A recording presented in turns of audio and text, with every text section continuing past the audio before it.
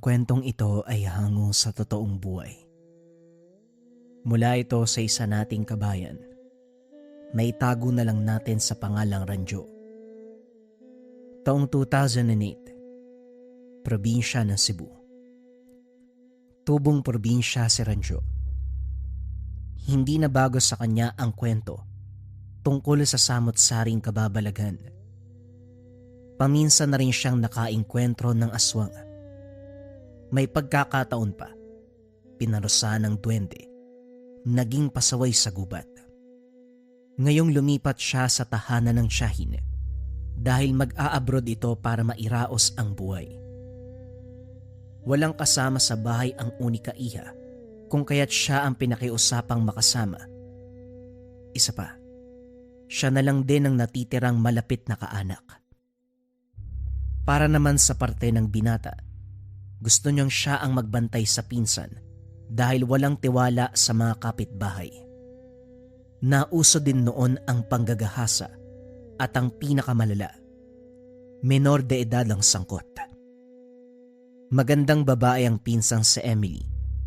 Lapitin at habulin ng mga lalaki kung kaya't gustong protektahan. Wala namang problema kung magsama sila sa iisang bubong dahil malapit din sa isa't isa. Bunso at kuya ang tawagan. Ang kinakatakot lang ni Ranjo ay ang paligid. Puro naglalaki ang kahoy ang makikita. Makapalang nagtutubo ang halamang ligaw. Malayo ang distansya ng mga bahay-bahay. At kahit sumigaw ka pa ay dudang maririnig. Isa pa walang kuryente. Ang tanging ilaw ay lamparilla o kandila at buwan sa gabi kung meron man. Hindi naman ang kadiliman kung bakit nag-aalala si Ranjo. Ang totoo, partikular sa puno kung saan tinitirahan ng kapre. Bukas ang ikatlong mata niya, pero limitado ang makikita. Swerte na lang na nasisipat ang higanteng nilalang, kaya alam na merong nakatira sa punong iyon. Kung ilarawan ng binata ay salbahe, babaero, manyakis, at palaging namboboso sa mga dalagang naliligo doon sa balon. Ilang metro ang layo sa tinitirahang puno. Ilang beses nahuli sa mga sandaling nag-iigib. Sumisimple siya para agawin ang atensyon ng nilalang. Ang kaso nga lang hindi siya nakikita nito. Bagay na ipinagtataka niya. Kuya, kukuha lang ako ng malunggay sa labas ha. May binigay na karne na manok si Lola Sita. Gawin na lang nating tinola para may sabaw. Wika ni Emily. Hindi siya pinayagan ni Ranjo. Hindi, ako na. Dito ka lang sa loob. Ako ang lalabas, diyan ka lang. Napakamot na lamang sa ulo ang dalaga. Napapansin din ito na kapag magbabalak na pupunta sa likod bahay, hindi pumapayag si Ranjo. Sa kalagitnaan ng pangunguha ng malunggay, nasipat ni Ranjo ang kapre. Katulad ng tipikal na gawain nito, humihitit ng tabako. Ang usok ay binubuga ng malaking butas ng ilong. Tinitigan niya. Lumikha pa ng ingay. Pero parang bingit bulag ito sa lahat ng pagpapapansin ng binata. Napailing na lamang siya. Nagmamadaling bumalik ng tahanan dala ang malunggay. Nang magkaharap-sapag, dito nagtanong si Emily. Kuya, napansin ko lang.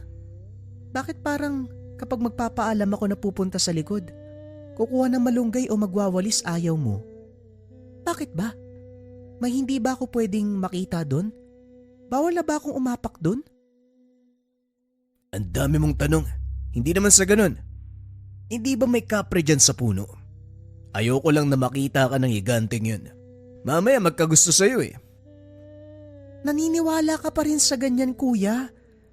Bago ko pa dumating dito para samahan ako, ilang beses na akong pabalik-balik sa likod. Wala namang nangyari eh. At saka, hindi naman siguro totoo na may kapre dyan sa puno. Kasi kung meron man, sana matagal nang nagparamdam, hindi ba? Malay natin, nasa iba pa ang pansin. Tapos kapag mapapadalas ang pagkita sa'yo, ikaw naman ang matitipuan. Ang pangit kayang pakinggan. Magandang dalagan na gusto ng kapre ay sus Mariosep.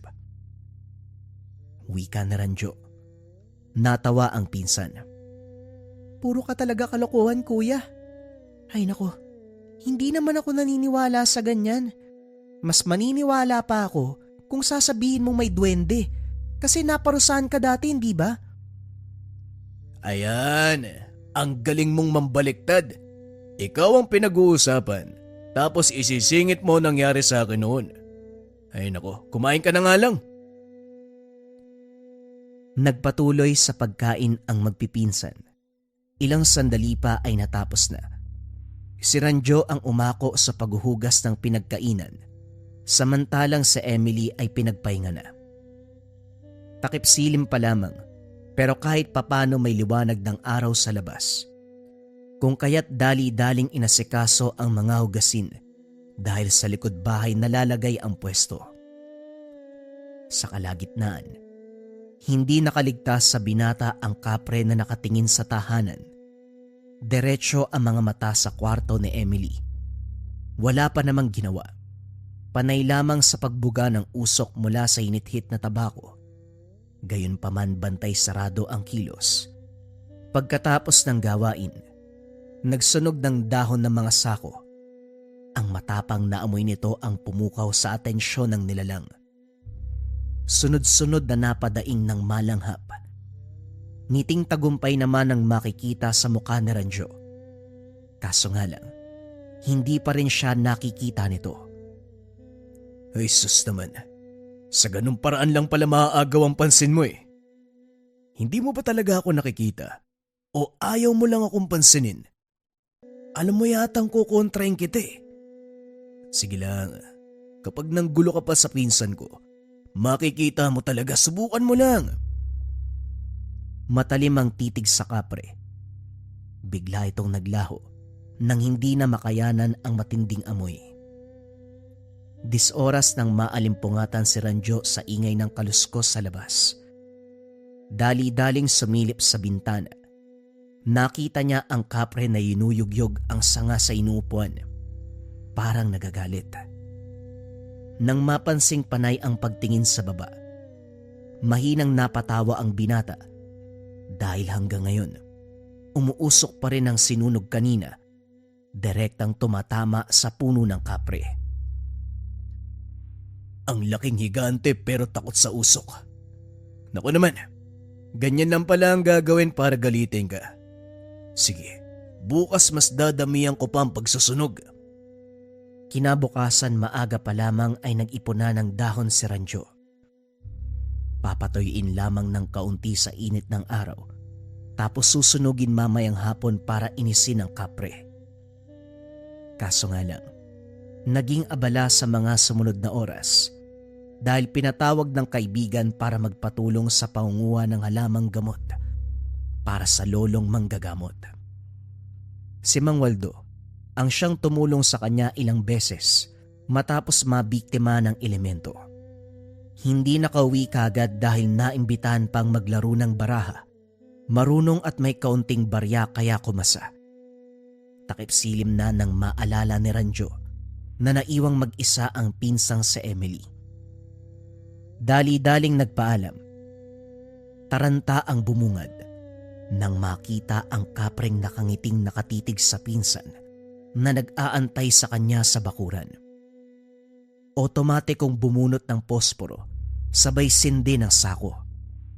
Nang umusok nagwala ang nilalang, maririnig ang matinding kaluskos ng mga dahon.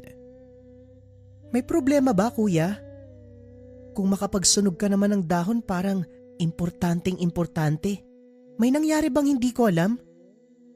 Wala naman. Sinindihan ko lang para walang maikalat ang hangin. Kita mo namang gabi na ako dumating kaya nagmamadali ako. Talaga lang ha? Baka meron talagang nangyayari.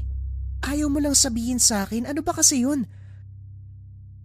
Nagdadalawang isip si Ranjo na sabihin sa pinsan ang katotohanan.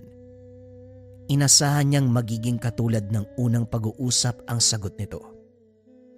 Hindi ito ang tipo na madaling mapaniwala lalo na sa mga kababalagan kahit ilang beses nang nakarinig. May kung ano sa paniniwala nito na mahirap baliin. Pero naisip din ng binata, mas mabuti na meron siyang kalaman. Maniwala ka man o hindi, ang kapre sa puno sa likod, napapadalas ang pagtingin sa'yo. Ang pagsusunog dun sa likuran ay paraan ko para maitaboy. Nakikita ko kasing natatapangan sa amoy. Napabuntong hininga ang binata ng tawanan ni Emily. Kuya, nagpapaniwala ka pa rin sa ganyan? Baka naman ikaw yung natipuan ng kapre, tapos dinadaan mo lang sa akin ha? Ikaw ha? Ewan ko lang, Emily. Hindi mo ba pwedeng paniwalaan ang sinabi ko? Kahit ngayon lang seryosohin mo. Ang hirap kasi niyan kuya. O baka naman gusto mo lang na ibaling yung pansin ko sa iba? Kasi ayaw mo magkabutihan kami ni Shelo. Isa pa yan. Ayoko maging kay ni Shelo. Kasi siga-sigaan yun sa sityo. Masyado ka bang bata para pumasok sa isang relasyon? Teka nga, iniiba mo ang usapan eh. Pero di balik, magpahinga ka na nga sa loob. Napailing si Ranjo. Nagsisisi nang makalimutang humingi ng pabor sa manggagamot kanina. Balak pa sanang isumbong ang tungkol sa kapre. Nangako na lamang ito na gagawin kinabukasan. Madaling araw nang bumangon si Ranjo. Napabalikwas nang makaramdam ng mabigat na presensya. Bagyang naipikit ang mga mata para aninagin ang figura ng tao sa may bintana. Kagad kinilabutan ng maalalang nasa ikalawang palapag. Sa tayog ng bahay imposibleng mabot ng tao. Ang anino ay pasimpleng pabalik-balik ng lakad. Dali-daling kinapa ang 1 metro ng 2x2 sa ilalim ng higaan at saka dahan-dahang lumapit. Kaso nga lang pagbukas ng bintana, si Ranjo ang natigilan. Dahil ang bumungad, walang iba kung hindi ang kapre. Sumisilip sa kwarto ni Emily. Natakot si Ranjo nang maklaro ang itsura nito. Malaki ang muka, mabaho, malaki ang butas ng ilong, mabalahibo ang katawan, malaki ang tenga, magulo ang buhok na parang alambre sa tigas.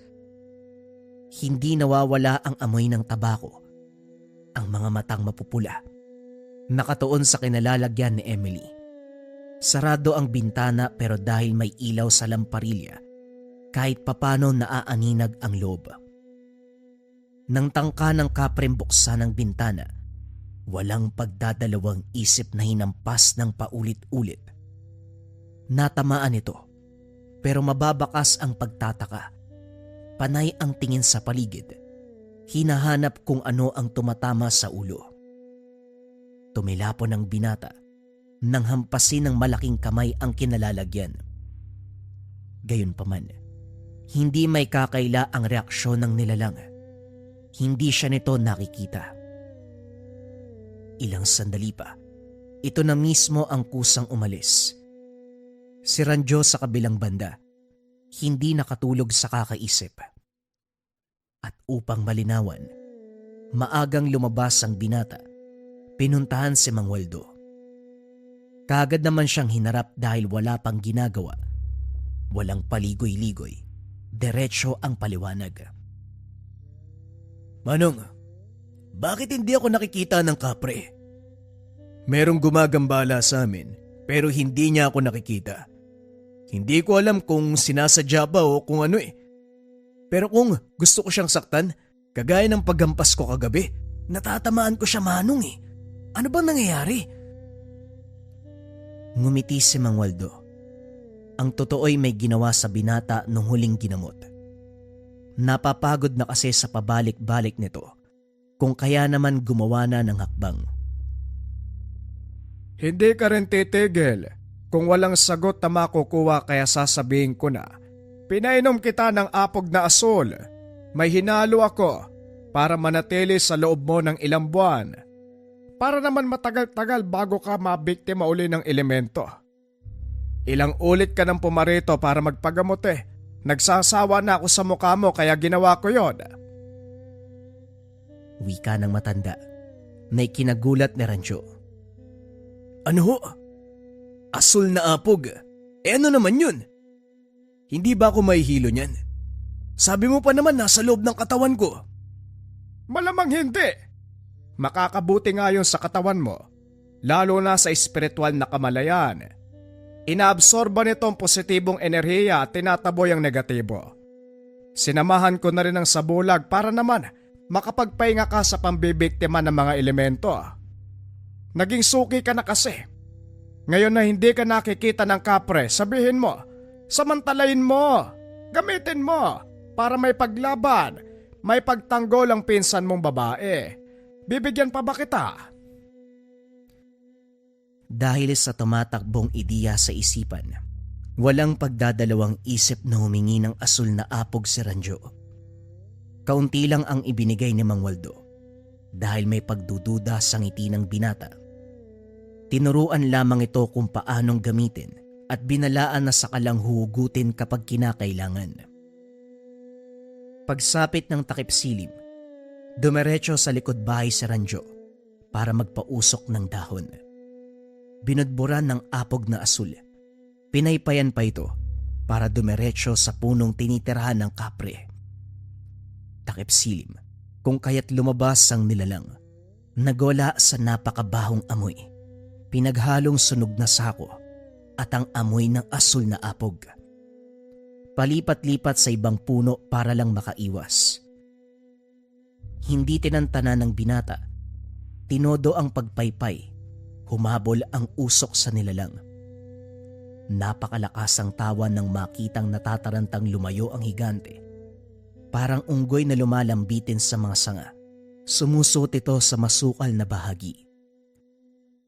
Kuya, ayos ka lang ba? Para kang batang naglalaro dyan. Yung mga manok patukain mo na. Nalipasan na yan eh. Wika ni Emily kay Ranjo. Nakalimutan ang mga gawain dahil sa kakaisip ng plano para guluhin ang kapre. Subalit lingid sa kalaman ng binata na ito na ang simula ng problema. Pagsapit ng gabi, hindi mapakali sa kwarto si Ranjo habang tanaw sa bintana ang kapre. Masama ang tingin nito na pinasadahan ang buong bahay. Kinuha ang dahon ng buyo na pinambalot ng apog na asul. Naganda ng isang baso ng tubig at saka binuhusan ng kaunti. Pumwesto sa bintana at pasimpleng winisika ng direksyon ng puno. Kaso nga lang hindi umabot dahil malayo ito. Matyagang nag-antay. Ilang sandali pa lumapit ang higante sa tahanan. Mabilis ang kilos nito. Dire-diretso ang lakad patungo sa bintana ng kwarto ni Emily. Hindi na naghintay si Ranjo. Nang maabot ay kagad sinabuyan ng tubig na may apog. Sumigaw ang nilalang. Umatras habang nagwawala. Akala mo siguro magtatagumpay ka. Hindi dahil elemento ka. Magagawa mo na ang lahat ng gugustuhin. Malas mo lang dahil may bisa pa ang asul na apog. Pati na rin ang sabulag na nilapat ni Mang Waldo sa akin. Magdusa ka. Hindi ako makakapayag na mabiktima mo ang pinsan ko. Wika ni Ranjo habang sinusundan ng tingin ng kapre. Iniwanan ng pansin ng maglaho. Madaling araw nang muli na namang magising. Sa puntong ito bukas ang bintana sa kwarto ni Emily. Nakadungaw doon ang kapre.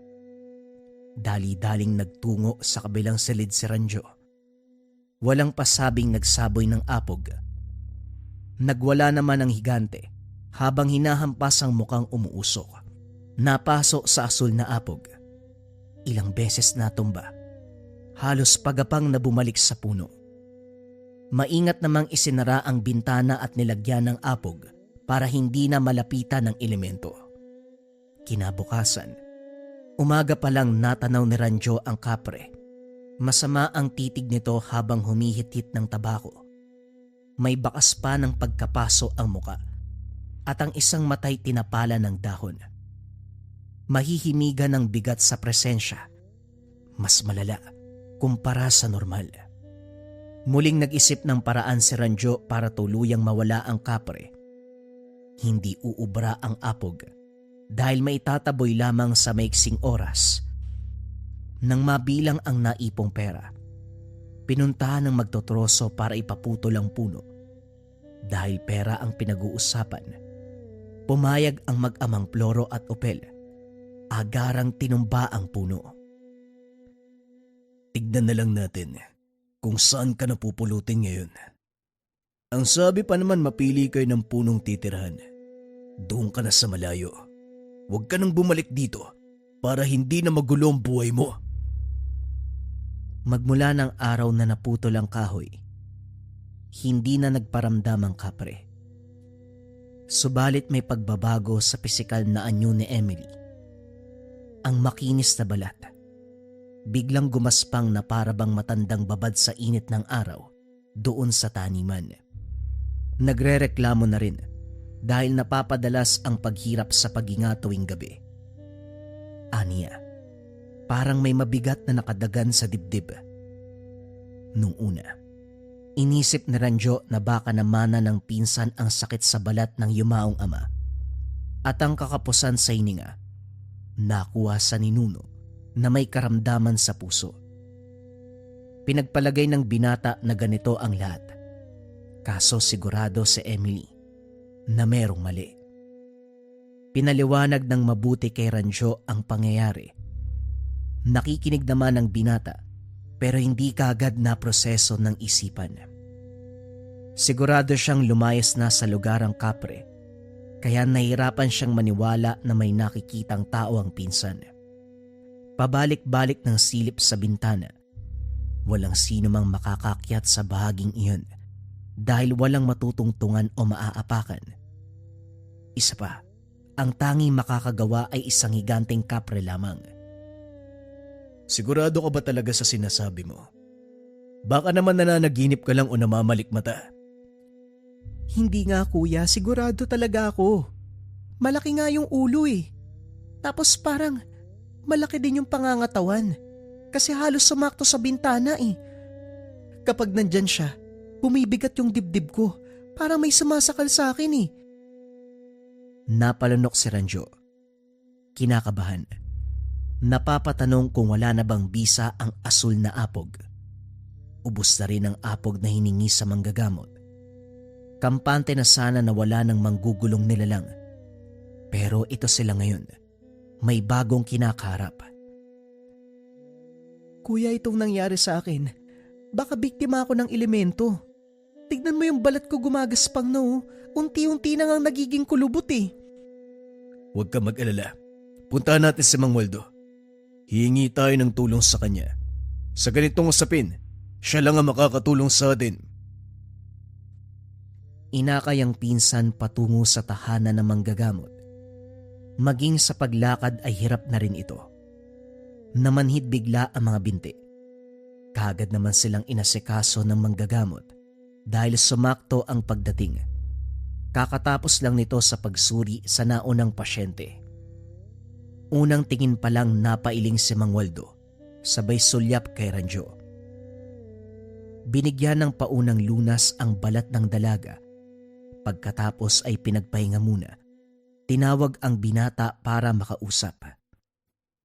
Sinasabi ko na nga ba may gagawin kang hindi kaaya-aya? Tignan mo ang nangyari kay Emily. Hindi ako magdadalawang isip na sabihin na ikaw ang may gawa niyan. Kunot noong napatitig ang binata sa manggagamot. Ano? Bakit naman po ako? Ano bang ginawa ko? Nagtatanong ka pa talaga. Ay nako, sige, para malaman mo, makinig ka. Ginamit mo ang apog para gambalain ang kapre. Nagalit kaya bumawi.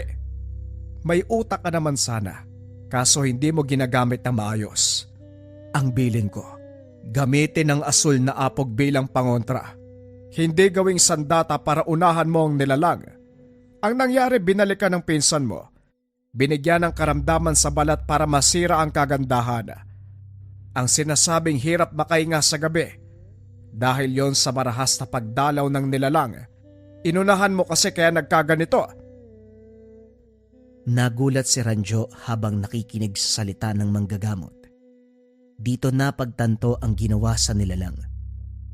Dagdag pa nito, magiging mas salbahe ang dating ng higante dahil nasagad ang galit. Asahan ang matinding pagpaparamdam. Humingi naman ng tulong ang binata pero sa pagkakataong ito, hindi nagtiwala si Mang Waldo. Gagamitin ko na po talaga sa tama manong pakiusap. Bigyan mo ko ng apog para maitaboy ang kapre kapag nagpunta siya sa tahanan. Hindi na. Ako na mismo ang pupunta sa inyo para lapatan ng pananggalang ang buong tahanan. Kung bibigyan kita, posibleng sasayangin mo lang. Mahirap makahanap nito at hindi madaling magawa ang apog dahil lalapatan ko pa ng bisa, orasyon at debosyon. Pagkatapos ng usapan, binalingan uli ni Mang Waldo si Emily. Sinuri muli ang kalagayan ng balat. Nilapatan ng mabisang gamot. Pinainom ng tubig na may basbas. Nakainom na ng asul na apog si Emily. Ibig bang sabihin yan, hindi na siya makikita ng kapre kagaya ko? Nilagyan ko ng sabulag kaya malamang oo. Kung makasabi ka naman ng kagaya ko, akala mo talaga hindi na siya nakikita. Iho, malinaw pa sa sikat ng araw ang imahe mo sa mga mata ng nilalang. Nakikita ka na niya. Napalunok si Ranjo. Nakiusap na makiinom ng apog. Pero humindi si Mang Waldo. Isang beses lamang magagawa. Kapag susundan pa, posibleng magkaroon ng diferensya, lalong-lalo na sa kalusugan. Pagdating sa tahanan, kaagad nilibot ni Mang Waldo ang paligid. Mga bintana at pintuan ay nilagyan ng pangontra upang maiwasan ang paglapit ng kapre. Inihipan ng orasyon ng hangin, pangdagdag bakod. Pagkatapos ay maigpit na binalaan si Ranjo. Dahil ikaw ang tatayong magulang sa inyong dalawa ng pinsan mo, siguraduhin mong magagamit sa oras na kinakailangan lang ang apog. Ito lang ang natira sa akin, Ranjo. Subukan mong sayangin, makakatikim ka talaga. Bantayan mo rin si Emily. Maayos na ang kondisyon niya sa balat. Ang kailangan na lang lunasan, yung kinakapos ng hininga sa gabi. Hindi ko mapipigilan ng pagdalaw ng nilalang, lalo pat natipuan nito ang dalaga. Ang tanging magagawa ko lamang ay kontrahin ng paglapit. Tandaan mo, huling apog na yan kaya ayusin mo. Makakaasa po kayo, Mang Waldo. Maraming salamat po sa tulong niyo.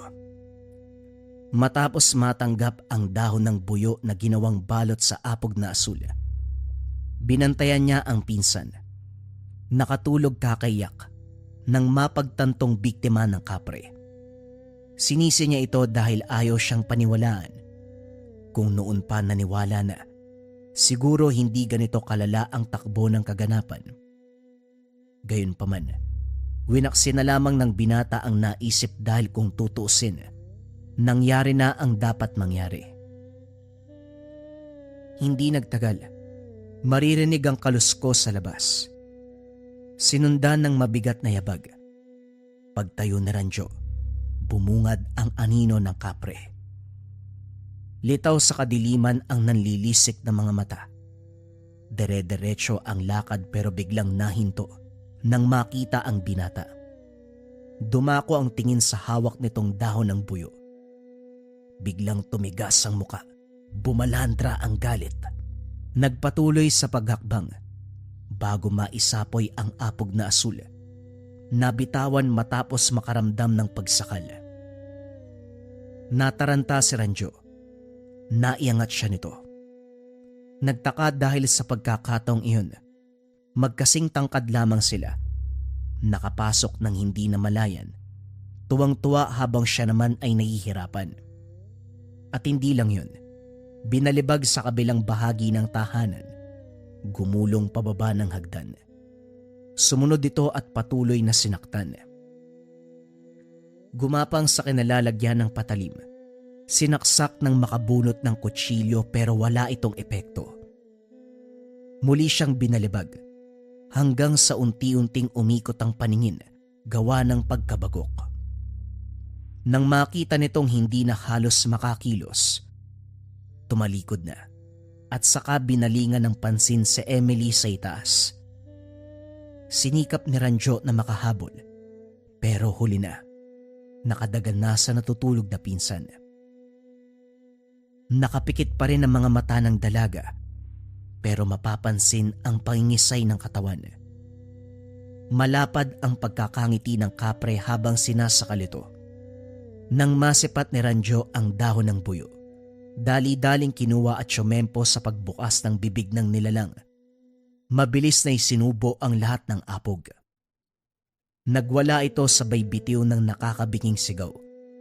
Dinudura nito ang apog pero hindi na nagawa dahil kumapit na sa dila. Sinikap matanggal, hindi na nagulat ang binata nang biglang maglaho. Nakita itong nasa labas, pasuray-suray habang lumalayo. Hindi naman maiwasan ni Ranjo ang mapangiwi habang iniinda ang sugat sa kamay. Nakagat habang sinubuan ng apog ang kapre. Gayunpaman, hindi alintana. Dali-daling pinukaw ang pinsan na hanggang ngayon ay nangingisay. Matagal bago nagising si Emily. Habol nito ang hininga. Pinagpapawisan. Kagad na payakap kay Ranjo sabay iyak. Inalo niya ito. Nang may masmasan, inatupag ang sarili dahil labis ang pagkirot ng sugat. Pinalipas ang mga oras pero hindi na makakaya dahil namamaga ang kagat at unti-unting kumalat sa buong katawan ang pamamanhid. Namumutla na rin, nanghihina. Kahit madilim ang daan, inalalayan si Emily patungo sa tahanan ng manggagamot. Pagdating, napailing si Mang Waldo. Hindi madali ang kapre na nakaharap ninyo. Nilagpasan lang ang nilagay kong pangontra sa bahay. Sigurado ko napuruan yun pero kinaya lamang para mapatuloy ang pambibiktima. Magaling ang ginawa mo, Ranjo. Pero ito nga, ikaw naman ang nagdusa ngayon. Sinuri ng manggagamot ang sugat. Kagad nilapatan ng gamot gamit ang sariling sangkap. May halo pa rin ang asul na apog. Ito ang pangunahing sangkap sa lahat ng mga gamot. Nagpatunaw sa isang baso. Ang tubig ay pinainom sa binata. Binudburan ng apog ang sugat at saka binalot ng dahon ng buyo. Manong, gagaling ba si kuya pagkatapos ng gamutan? Oo naman, itong batang to parang hindi ako kilala. Mahusay ako manggamot Miyembro ng pamilya mo sa akin lumalapit kapag may karamdaman. Lalo na sa mga elemento tapos nagdududa ka. Kasi hindi tumalab sa kapre yung nilagay mong pangontra sa bahay. Kaya nagtatanong ho ako. Salpa ito! Nakalusot lang yung nilalang pinagdudahan ako sa kakayahan ko. Lumipas ang ilang araw. Unti-unting naghilom ang sugat ni Ranjo. Pinaliwanag ng mabuti ni Mang Waldo kung bakit nanghasang kapre sa kabila ng paglapat ng pangontra sa bahay. Winasa kasi ng binata ang punong tinirhan nito, kaya kahit gaano pa katapang ang bakod sa lugar, susungin para lang makita ang biktima. Sinagad ni Ranjo ang galit ng higante kung kaya't ganon ang reaksyon nito. Sinuri ni Mang Waldo ang gubat malapit sa tahanan. Wala nang kapre sa lugar. Masasabing marahil napuruhan matapos malunok ang apog na asul. Para naman sa binata, ang sarili pa rin ang sinisisi. Kung hindi lang kinante at inunahan ng kapre, hindi sana mararanasan ang ganito. Gayunpaman, laking pasasalamat niya dahil nandyan si Mang Waldo. Binigyan siya ng mataas na uri ng pangontra. Ang isang uri ng apog na kulay asul. Bagong istorya pa rin ang sunod mga kabayan. Ito ay tungkol sa bagakay na pinangpatay sa aswang. Simulan na ang storya. Ang kwentong ito ay hango sa totoong buhay. Mula ito sa isa nating kabayan na itago na lamang natin sa pangalang Lowy. Taong 2002, Bilaran. Nagulat si Lowy nang makarating sa tahanan ng ninuno, tiyuhin ng lolo. Simple lamang ang bahay pero nakakamangha dahil gawa sa purong kawayan. Mula sa bakod hanggang sa dingding ng tahanan, bubong lang ang naiba dahil nipa. Maging ang tasa na pinagkakapehan ng tiyuhin ay yari sa kawayan. Iho, halika nga sa loob. Hindi mo naman sinabi, ganito ka kaaga dadating. Akala ko mamayang hapon pa kaya hindi tuloy ako nakapaghanda. Pero wag kang mag-alala. Sagot ko na, marami tayong manok dyan na pwedeng tinola o adobo. Depende kung anong gusto mo. Idagdag pa sa pagkamangha, si Lolo Torning mismo. Sa kabila ng edad na 80 taong gulang, masyado pa itong malakas. Mabilis ang kilos at parang nasa edad na 60 pa lamang. Itim ang buhok, kompleto pa ang ngipin, matipuno ang pangangatawan. Ito ang bunso sa magkakapatid at natitirang buhay. Lolo, ang angas ng bahay niyo ah. Puro kawayan. Wala ka sigurong gamit na hindi gawa sa kawayan ano? Tanong ni Lowy habang tinitignan ang mga kagamitan. Hindi naman, merong bakal, merong babasagin, plato, mangkok at kaldero. Bakante ang kwarto sa kabila, yun na lamang ang gamitin mo. Nagdala ka naman siguro ng mga damit ano? Matagal na nung huli kong bumili. Mga damit ko na luma. Meron naman po akong dala. Nga po pala may binilin si Lolo Terio. Kung pwede daw, ipalipat sa maayos na libingan yung mga labi ng mga magulang nyo. Kasi huling bisita niya, sira-sira na yung patyon eh. Nagpadala po siya ng pera para walang maging problema. Eto namang si Terio. Akala ko pinagbakasyon ka. Yun pala, nautusan na. Ay Diyos ko, sige. Lalakarin natin yan. Magiging madali lang din kasi mabilis magtrabaho mga sepulturero. Bago yan, kumain muna tayo. Hanggang sa pag hindi maiwasang mapanganga ng binata. Ngayon pa lang siya nakakita ng kanin na nasa loob ng kawayan. Nakabalot pa ng dahon ng saging. May kasamang ulam. Sa puntong ito hindi gumamit ng anumang plato si Lolo Torning. Pinakita sa binata ang nakasanayang pagkain na gamit lamang ang dahon ng saging at mga kamay. Hindi nag-inarte si Lowy nang makitang sumubo ang matanda. Kumain na rin siya. Pagkatapos hapag, nag-usap ang mga ito tungkol sa buhay. Maraming naikwento ang matanda dahil mas maraming karanasan. Pero si Lowy, napako ang tingin sa hindi mabilang na sandatang kawayan. Maayos itong nakahilera sa dingding. Nang hindi mapigilan ng kuryosidad, pinutol ang salita ni Lolo Torning. Lo, ano po ba ang mga yan? Para po ba sa panguhuli ng isda? Ito ba? Hindi para sa panghuli ng isda pero pwede naman. Ang pinakagamit niyan dito sa bahay ko, pangsundot ng puwet ng mga aswang na mahirap pakiusapan. Nabaling ang pansin ni Lowy sa matanda. Napalunok ng makarinig ng aswang. Ang totoo, may karanasan ng binata sa nasabing nilalang pero hindi naging maganda. Kapag aswang ang pag-uusapan, wala naman talagang magandang kakalabasan. Ang sa binata lang, ito ang dahilan kung bakit maagang nasawi ang ama. Nagkaroon ng malubhang sakit. May pag-asa pa sanang mabuhay pero naunahan ng aswang. Walang matibay na ebidensya pero dahil isang albularyo ang nakapagsabi, matapos makita ng katawan ng yumao sa kasagsagan ng burol, naniwala si Lowy. Magmula ng araw na yun, nanlalamig ang buong katawan kapag nakakarinig ng aswang. May aswang po ba sa lugar na to? Totoo po ba talaga? Oo naman. Hindi ko alam kung nabanggit ng lolo mo ang tungkol sa akin. Loie, ako ang tipo ng tao na kung tawagin ay manunugis. Larangan kung saan hinahabol at pinapatay ang mga aswang.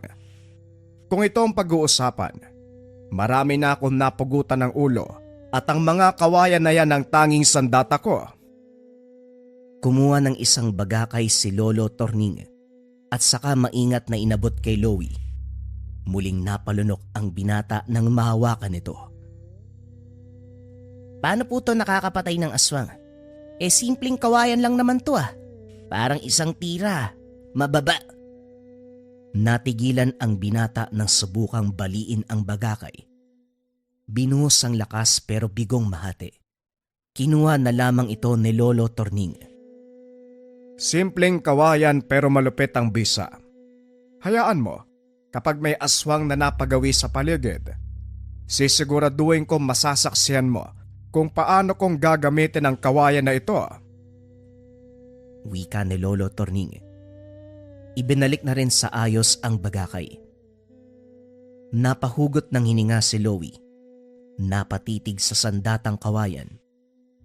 Sa isip niya, kung nasa malapit lang si Lolo Torning nung panahong nabiktima ng aswang ang ama, nabigyan pa sana ng pagkakataong mabuhay dahil sigurado siya. Hindi papatakasin ng matanda ang nilalang, papatawan nito ng parusa. Makalipas ang ilang sandali, hinayaan siya ni Lolo Torning na maglakad-lakad sa paligid. Binilinan na wag lumayo, diyan lang sa malapit mag-ikot. Naaliw naman ang binata dahil sa wakas. Nakalanghap ng sariwang hangin, nadama ang kalikasan. Tubong Maynila, kung kaya't nakagisnan ang nagtataasang gusali, siksikan ng mga bahay, usok at ingay ng mga sasakyan. Nanibago siya dahil dito ay masyadong payapa, magaan ang pakiramdam at masarap sa mata ang naglalawakang tanawin. Sa wakas, purong berde ang nakikita ko. Nakakasawa yung mga sasakyan at gusali sa Maynila. May mga tao pang bantay sarado ka kapag lalabas. Hindi ka naman artista, pero nakasunod yung mga mata nila sa'yo. Hindi ka artista? Sa postura mong yan?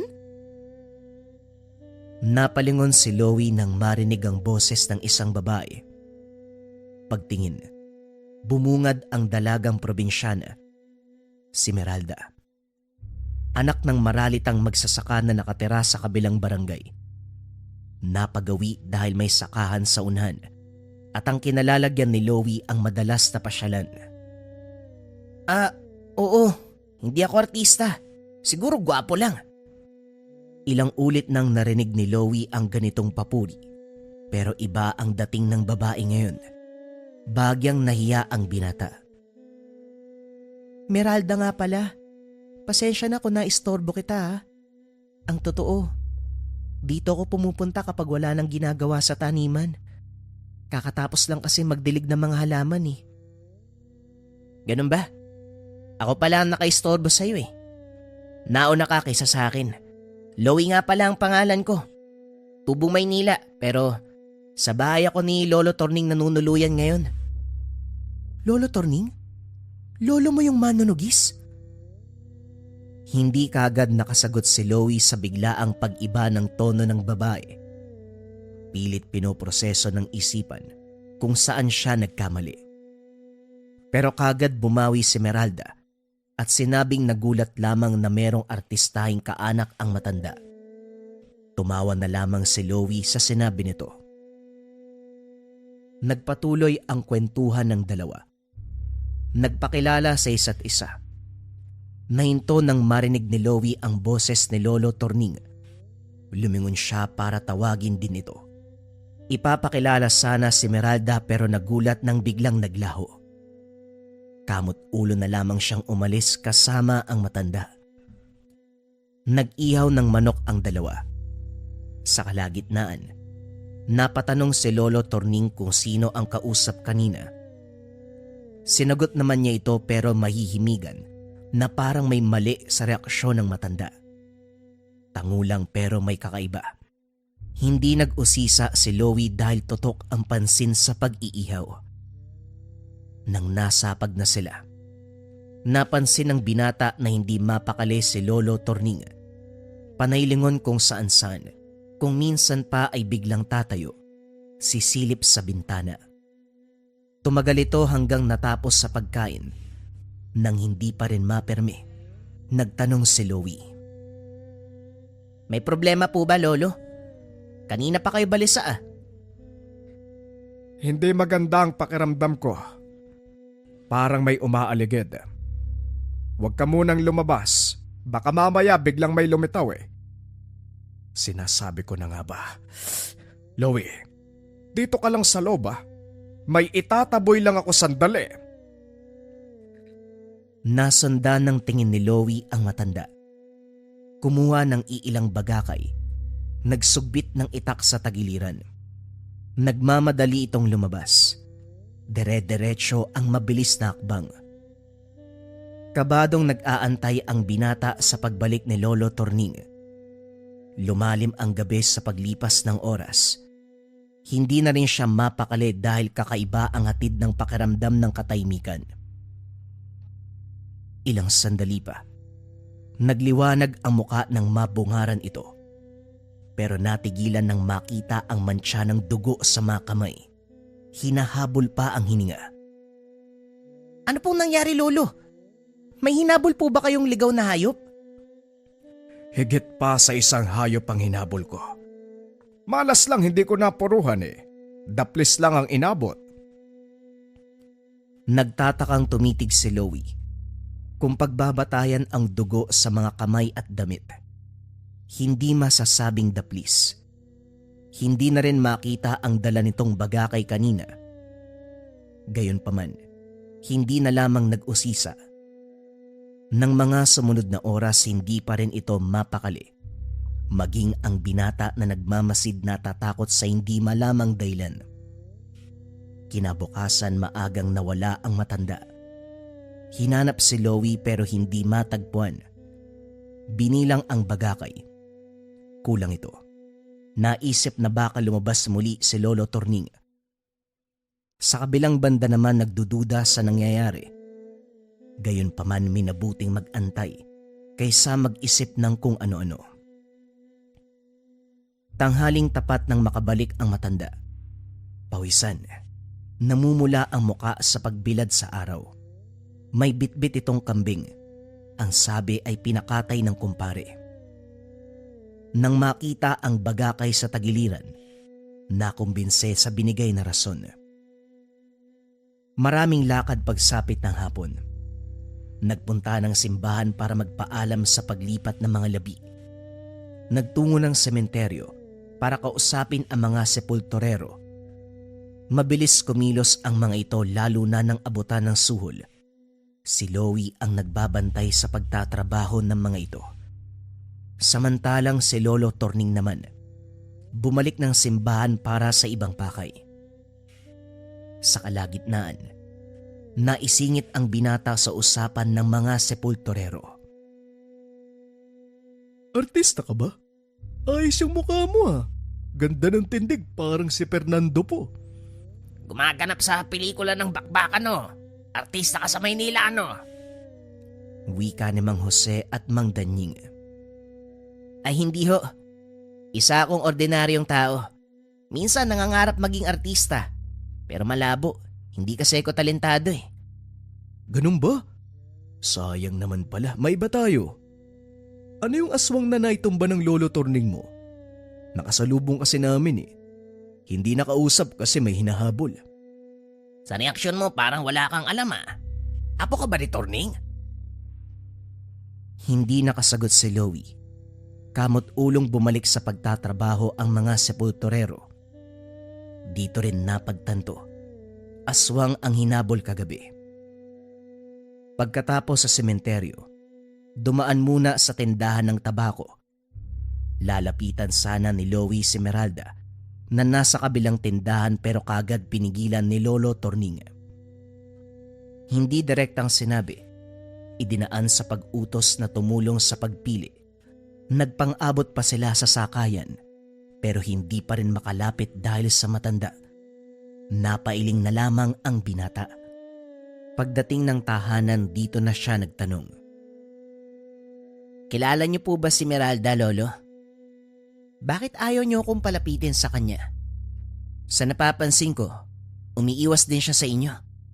Ano po bang nangyayari? Mas mabuti nang umiwas sa mga taong maraming tinatago. Makakatulong ito para makaiwas ka sa anumang banta ng panganib. Hindi ko po maintindihan ng ganyang salita niyo. Diretsuhin niyo nga po ako. Nagbuntong hininga si Lolo Torning bago pa ito sumagot. Sinigurado ding handa ng makinig ang binata. Hindi ordinaryong tao si Meralda. Sila ng pamilya niya. May lahing aswang.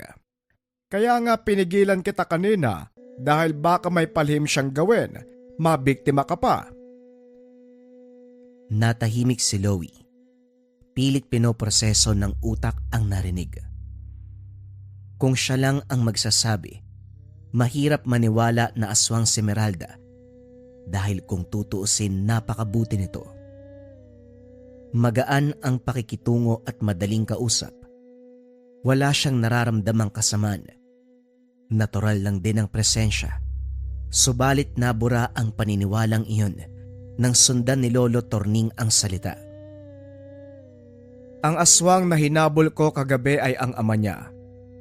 Hindi ko alam kung anong sinabi ni Meralda, pero nakaugalian nilang bisitahin ng bawat taong napapadayo sa lugar.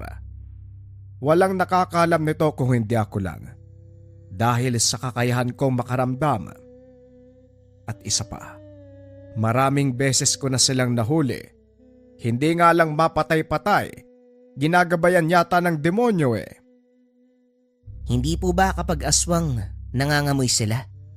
Bakit si Meralda hindi? Nakikipag-usap, nakikisalamuha pa nga po sa mga tao eh. May pamamaraan sila para hindi makilala at para makasabay sa mga tao. Hindi ko alam kung paano kayo nagkakilala. Basta wag kang lumapit sa babaeng yon o sino man sa pamilya niya. Kung talagang aswang sila, bakit parang wala namang reaksyon ng mga tao? Hindi lahat ng tao marunong kumilala ng aswang. Ang mga mangmang sa ganitong usapin, sila ang nabibiktima. Kung ayaw mong matulad sa nalin lang ng mga yan, tandaan mo ang lahat ng sinasabi ko. Hindi nakasagot si Loie. Hindi makapaniwala sa lahat ng kaganapan. Nang mga sumunod na araw, hindi umalis ng tahanan si Loie sa takot na makasalubong si Meralda. Pero sadyang mapanubok ang panahon dahil kahit nasa bakuran lamang siya nakikita ang babae. Nasa unahan, nakakubli sa kakahuyan. Panay ang tingin sa kanya. Wala mang sinabi o pagkaway, pero malinaw na tinatawag siya ng presensya nito. Hindi pinansin, pero naramdaman na lamang ng binata na parang may humahatak sa kanya para puntahan ng dalaga. Kinakabahan, kung kaya't nagsara ng pintuan at mga bintana. Gulat naman ang sumalubong kay Lolo Torning nang makitang sarado ang bintana. Kagad nagtanong. Sinabi ng binata ang tungkol kay Meralda. Mabuti ang ginawa mo. Huwag kang magpapadala sa panlilin lang niya. Isa pa, hindi naman makakalapit sa tahanan natin dahil siguradong malalagot sa kawayan. Kahoy lang pero takot na takot ang aswang sa tulis niyan dahil kapag tumama sa kanila, siguradong magkakalatay. Ngayon lang din naintindihan ni Loie kung bakit matutulis ang kawayang bakod. Proteksyon pala ang silbi ng mga ito. Muling namangha sa matanda. Hindi na malayan ang oras. Napabalikwas ng bangon si Loie nang makarinig ng sigaw. Maging siya ay kinilabutan. Sigaw na para bang sinasaktan hanggang mamatay. Ang ipinagtataka ng binata, sobrang hina ng ingay na halos pabulong na lamang. Yung bang sakto lang na maririnig. Sinilip si Lolo Torning sa kabilang kwarto. Mahimbing ang tulog nito. Sinubukan niyang kumalma. Paulit-ulit na hinahampas ang magkabilang tenga. Ayaw nang marinig. Dahil pakiramdam niya ay dinidemonyo. Siya lamang ang nakakarinig. Subalit tumagal ito ng ilang sandali. Nang mawala ay napahinga ng malalim. Kinabukasan, binanggit kay Lolo Torning ang tungkol kagabi. Isa lang ang ibig sabihin. May pambibiktima ng aswang. Maaaring nasa malayo o malapit. Magaling silang manlinlang. Ganun po ba? Ang lala naman pala dito sa lugar. Iyan pa nga lang eh. Kung mulat ka lang sa mundo ko. Kung alam mo lang ang iba pang bagay. Nako, wala pa sa kalingkingan yan. Napabuntong hininga si Louie. Hindi akalain na may mas malala pa sa inaasahan. At ang malala, ito ang kasunod na nangyari. Bandang hapon nang mautusan sa tindahan, ilang minutong lakaran mula sa bahay. Ayaw sana niyang lumabas dahil natatakot na baka makasalubong si Esmeralda. Kaso nahihiyang humindi kay Lolo Torning. Naging kampante naman ng bigyan ng bagakay. Maingat sa pagkahawak upang hindi masugatan sa tulis ng kawayan. Matapos makapamili, nagmamadaling bumalik. Katulad ng inasahan, nakasalubong si Esmeralda. Masama ang tingin nito sa kanya. Nakatindig sa hindi kalayuan.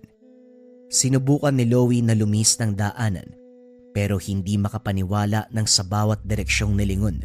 Bubungad ang babae hanggang mukaan silang nagkarap.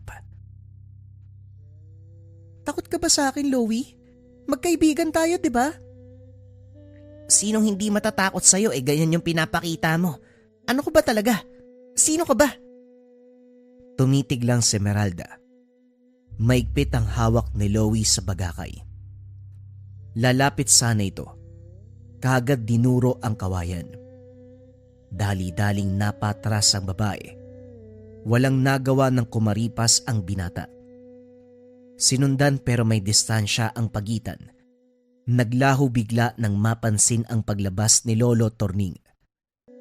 Sinuri ng tingin ng matanda ang buong paligid. Walang sinabi ang apo. Pero batay sa amoy na dumikit sa bagakay at sa reaksyon ng binata, sigurado siyang may sumunod dito. Pinapasok sa loob si Louie. Siya naman ay naglibot sandali. Sa sagingan natanaw ang malawak na taniman sa baba. Naroon si Esmeralda kasama ang ama. Nakabalot man ang katawan nito. Kitang-kita pa rin ang sugat na tinamo nung huling inkwentro. Dahan-dahang bumaba si Lolo Torning para lumapit sa mga ito. Tumabi ang dalaga. Humakbang ang ama para salubungin siya. Ano?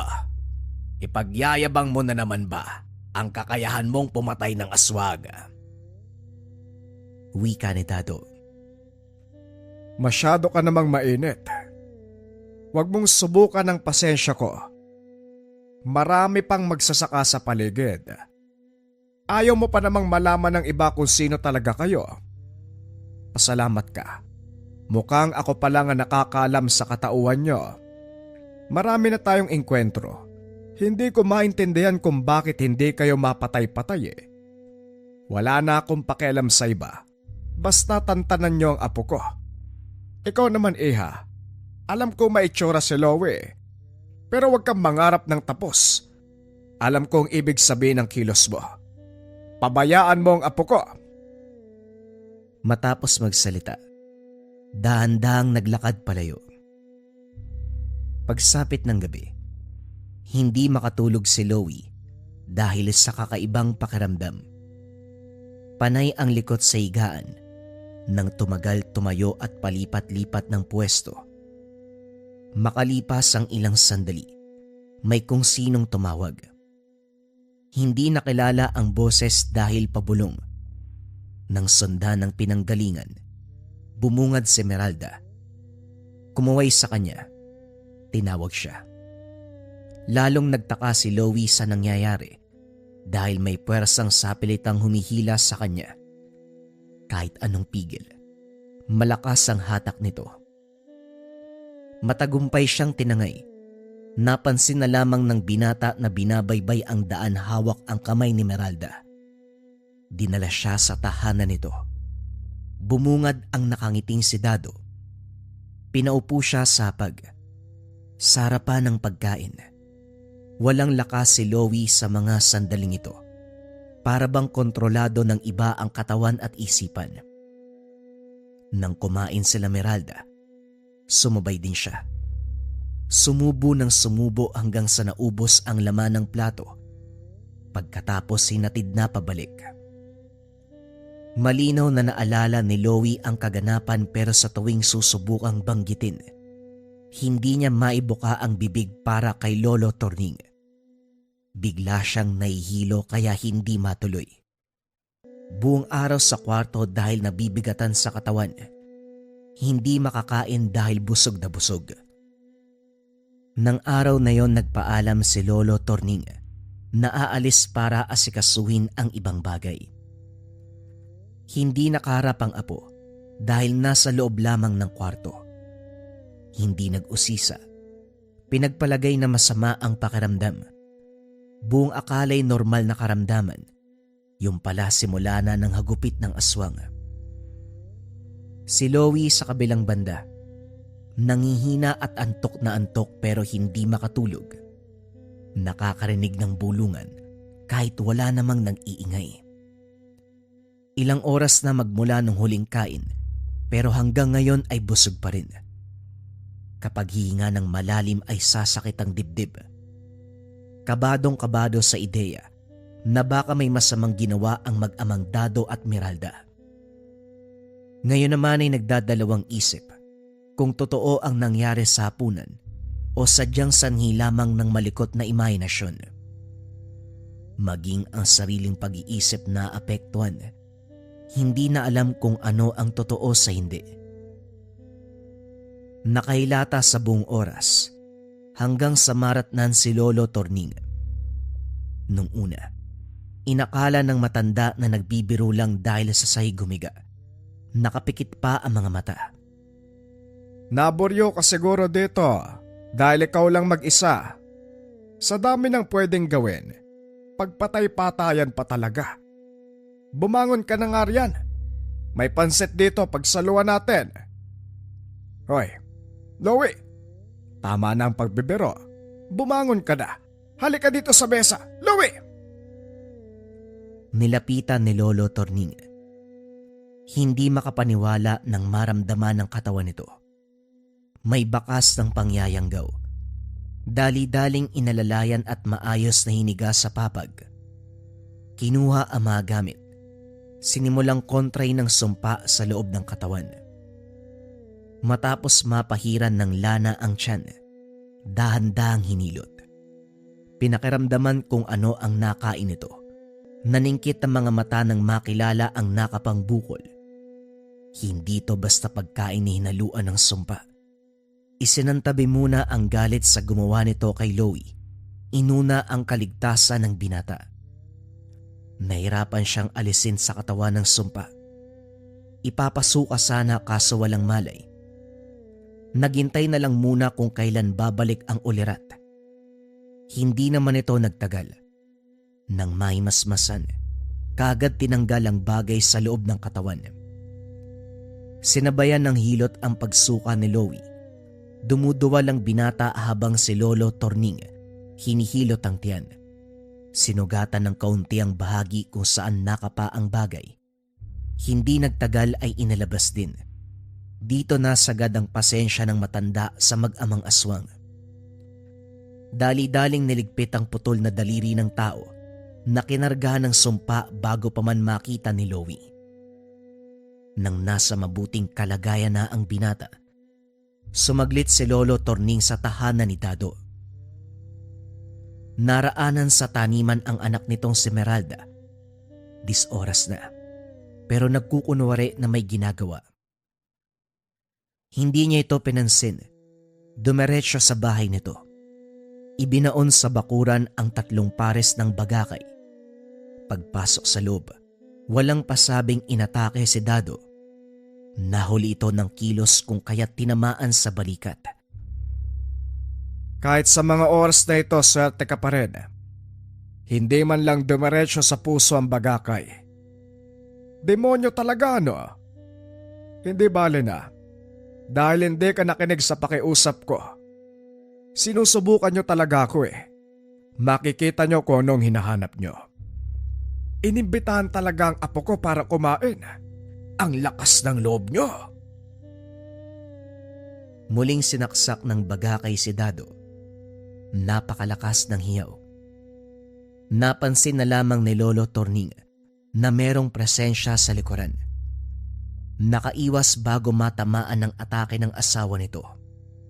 Sumugod nang makita ang kalagayan ng lalaki. Pero sa pagkakataong ito, hinigpitang mabuti ng manunugis ang laban. Magkatabi ang mag-asawa, parehong nanghihina matapos masaksak ng bagakay. Oh, dalawa pa naman kayo pero wala kayong laban. Kapag siniswerte nga naman. Araw ngayon kung kailan mahina kayo eh. Hindi rin kayo nag-iisip ano? Talagang apo ko ang biniktima nyo. Sunod-sunod na pag-angil ang pinakawala ng mag-asawa. Paulit-ulit din na binaon ang bagakay sa iba't ibang parte ng katawan nito.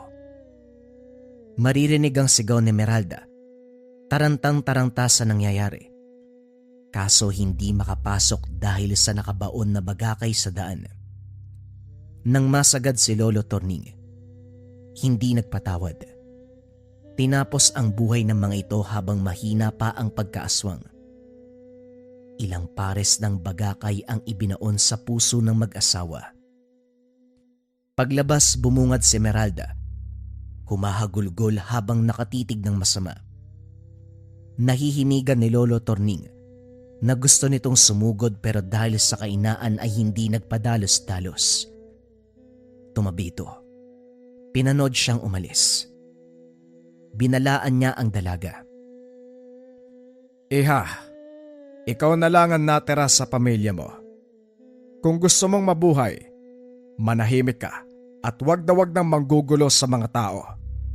Kahit kanino pa yan. Sa oras na magkamali ka, ako mismo ang papatay sa'yo. Matapos ng kaganapan, hindi na mahagilap ang pamilya ng aswang. Wala ng tao sa bahay, walang iniwan na bakas. Matapos ng kaganapan, pinauwi si Loie sa Maynila. Buong biyaheng nagtatanong sa kilos ni Lolo Torning at sa biglaang pagkawala ng pamilya ni Meralda. Pinabaunan din siya ng 3 bagakay na maayos na nakabalot. Balak pa sanang manatili sa lugar para makasama ng mas mahabang oras ang matanda. Kaso nga lang pinabalik na siya ng Maynila. Sa kabila ng mga katanungan, ipinagpalagay na lamang ni Loie na pamamaraan ito ni Lolo Torning para protektahan siya. Pero habang buhay nakatanim sa kanyang isipan, na minsan siyang biniktima ng pamilya ni Meralda. Minsan siyang sinubukang yang gawin ng pamilya ng aswang. Araw mga kabayan, nandito na yung restocks ng ating Kaluban de Pampaamo. Kung mapapansin ninyo mga kabayan, 50 pieces lang yung dumating sa atin dito and yung half niya naka-reserve na para sa mga kabayan natin na umorder kaninang live. Hanggat meron pa mga kabayan, pwede na kayong kumuha ng Kaluban, malapit na itong out of stock. Ang bisa ng Kaluban de Pampaamo, pampaamo sa tao, pampaamo sa negosyo. Kung nasa toxic environment ka, perfect sa'yo ang Kaluban de Pampaamo. Simple lang ang gagawin kabayan, dalhin lang palagi ang Kaluban, may kasama yung gabay po lang tela pouch pagdating sa'yo. Kung interesado ka, isearch mo lang ang shop ng Lika Merchandise.